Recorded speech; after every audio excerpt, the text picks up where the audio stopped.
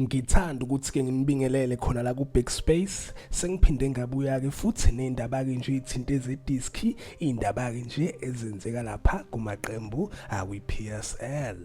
Ngizoqala ke lambukeli ngeindaba ke ithinto zama transfer.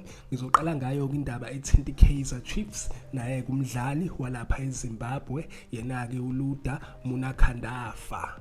Solana ke mbukeli kuvela ukuthi ke iKaizer Chiefs isisemaphethelweni ukuthi ke beconclude ideal yabo naye ke lapha umdlali waseZimbabwe yena ke uMunakhandafa. Lo mdlali kade edlala lapha eEngland kwiacademy yaseEngland iNotts County Academy. Uneminyaka ke u23 and ama position akawadlalayo udlala as right winger ephinde ke futhi edlale as left winger. Baveza ukuthi ke ula eJohannesburg uzoconclude ideal yakhe nayo ke iKaizer Chiefs. Ama reports aveza khona ukuthi ke iKaizer Chiefs nayo ke le youngster yaseZimbabwe izinto ke eziningi bese bevumelene ngazo, so njengoba ke la eMzansi uzoqedela ke lapha ingxoxo maseke kuthathwa ke isinqumo mayelana ke nedeal yakhe. Sinjalo ke mbukeli indaba ke lezi isematheni ezithinta ke lapha amakhosi naye ke lapha umdlali waseZimbabwe. Ngizobuya ke mbukeli nama updates mase kukhona ke futhi okuvelile.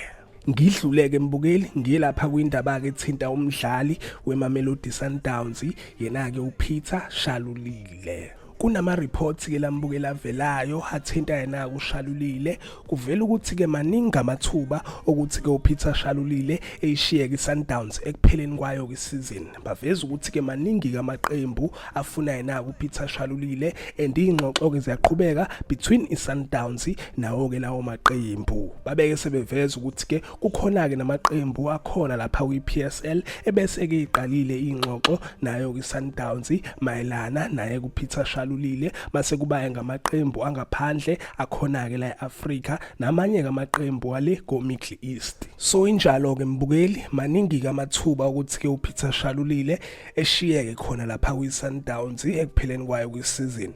Ngiyobuya ke futhi nama updates ngodaba lakhe kulithinta yena uPeter Shalulile. Izo ke lezi mbukeli indaba engiphathele zona indaba ke nje isematheni ake ngithi ke nje danke ngiyazibongela.